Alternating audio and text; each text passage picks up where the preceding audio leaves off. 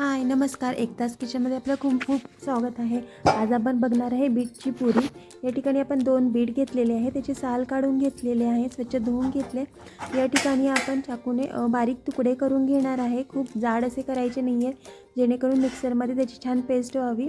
या ठिकाणी आपण मिक्सरच्या भांड्यामध्ये घेतले, थोडंसं पाणी घेतले। खूप पाणी घालायचं नाही आहे, नाहीतर मग ते पाणी हे बाहेर येऊ शकतं। या ठिकाणी पेस्ट झालेली आहे आणि आपण पूर्ण काढून घेतली आहे मिक्सरच्या भांड्यामध्ये मधले। आणि या ठिकाणी आपण गव्हाचं पीठ घेणार आहे। गव्हाचं पीठ साधारणतः 1 वाटी आपण घेतले।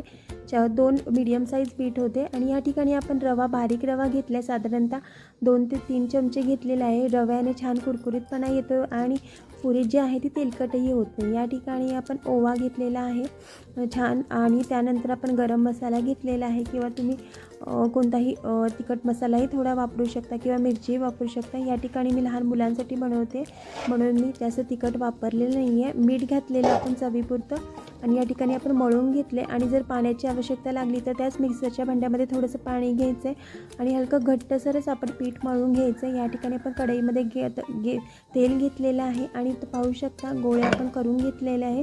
आणि याप्रमाणे आपण छोटे छोटे पुऱ्या आपण लाटून घेतलेले आहेत। पीठ खूप पातळ करायचं नाही आहे, घट्टसरच पीठ आपण मळायचं आहे। आणि तो मीडियम साईजमध्ये आपण तेल तापलं की त्याच्यामध्ये छान आपण तळून घ्यायचं। आणि तुम्ही बघू शकता छान अशा आपल्या ह्या बीटच्या पुऱ्या छान फुलतात आणि मुलांनाही खूप खूप आवडतात। आणि ह्या बीटच्या असल्यामुळे पौष्टिकही मुलांच्या पोटामध्ये जातं, त्यांना आवडीने खातात। या नक्की करून बघा, आणि आवडलं तर मला सबस्क्राईब करा, नक्की कमेंट करून सांगा, म्हणजे नवनवीन व्हिडिओ मी तुमच्यासाठी बनवत जाईल। थँक्यू।